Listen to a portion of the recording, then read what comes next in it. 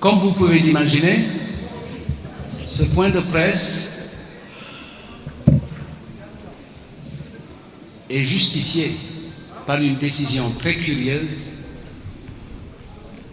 intervenue hier concernant deux personnes mises en cause que sont M. Tahirou Sarr et l'honorable député Mohamed Ngom Di Farba.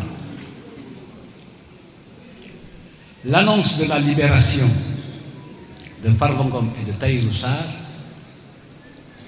dans la journée du 12 janvier a été accueillie positivement par l'ensemble des populations du Sénégal. Mais cette joie fut de très courte durée, du fait d'un appel contre toute attente du procureur du parquet financier du Premier ministre Ousmane Sonko. Ce dernier d'ailleurs a fini de ridiculiser la justice en demandant après un rabat d'arrêt la réouverture de son procès contre un de nos camarades, M. Mame Mbaye Niang, pour valider une candidature pour 2029.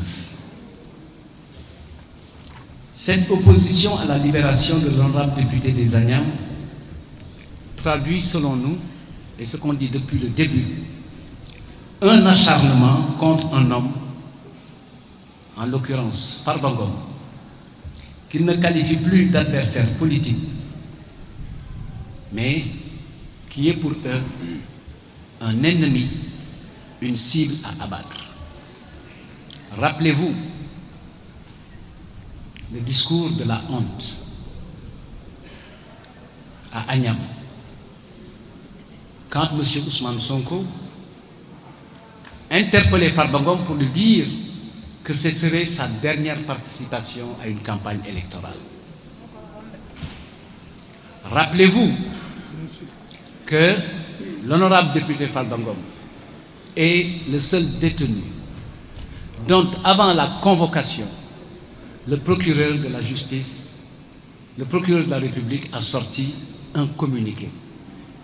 Rappelez-vous comment Farba Ngom a perdu son immunité parlementaire. Rappelez-vous bien avant ça comment on a empêché Farba Ngom d'accéder à une position de vice-président de l'Assemblée nationale. Et depuis un an, pratiquement, c'est toujours des accusations. Aucune preuve établie. Depuis pratiquement un an, c'est de la haine. Cette affaire, elle est loin d'être une affaire de justice. C'est notre position constante et notre lecture de la situation. Il s'agit ni plus ni moins que d'un acharnement contre l'honorable député Farba Ngom. Je l'ai dit tout à l'heure,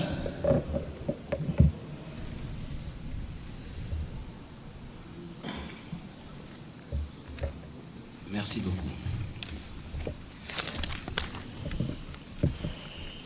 La décision qui a été largement commentée depuis hier, elle évoque deux situations. Pour les uns, c'est une justice à géométrie variable. Pour les autres, c'est une justice qui s'exprime à travers deux poids, deux mesures. Et l'un dans l'autre, ce qui est constant, c'est qu'il y a une inégalité de traitement là où la loi dit que tous les citoyens sont égaux devant la loi. Je ne reviendrai pas sur l'acharnement, puisque tout le monde se souvient de cette affaire, tant du point de vue de la procédure que des éléments factuels. Souvenez-vous, Cet appel du procureur, c'est une récidive. C'est la deuxième fois que le juge a ordonné une remise en liberté et que le procureur se pourvoit en appel, interjette appel. loolu bu dul singali lan la ci wolof bu dul singali lan la ci wolof. Depuis 1 an, le procureur nous promet des preuves, des scandales, des détournements. Et jusqu'ici, rien de tout ça n'est avéré. Ce qu'on constate, malgré des rapports médicaux qui attestent de l'incompatibilité de l'état de santé de Farba Ngom avec le milieu carcéral, il y a toujours cette situation totalitaire de maintenir la Farba Ngom en prison. Et à ce titre-là, les organisations qui défendent les droits de l'homme se sont prononcées. Mais ils n'ont pas trouvé une oreille attentive parce que omnibulés par la haine et son désir de liquider Farba Ngom. De notre point de vue, nous réaffirmons nos convictions républicaines. Je l'ai dit à l'entame, on défend la République et on préserve l'état de droit. Mais cela ne nous empêche pas d'avoir un avis sur cette décision. Et à ce titre, nous sommes très étonnés que les citoyens sénégalais,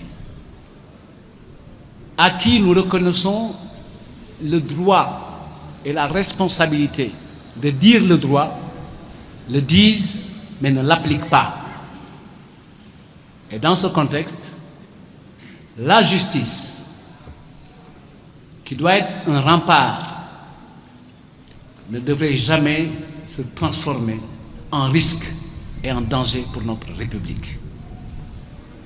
Nous l'avons vu tout à l'heure, pour être très étonné. Depuis quand un ministre de la Justice prend le rôle du procureur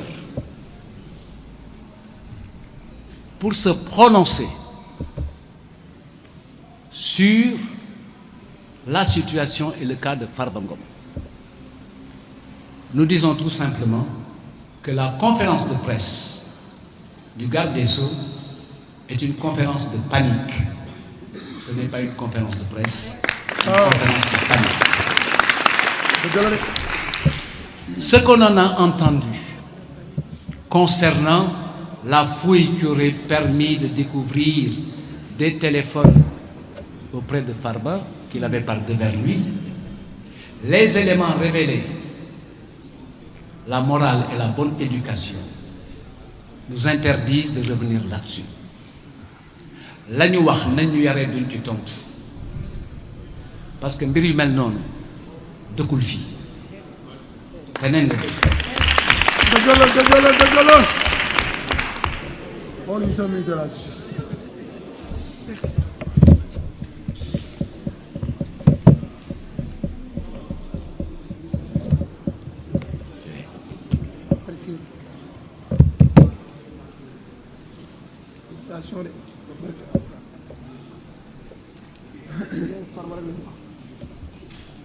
Comme je l'ai dit tout à l'heure,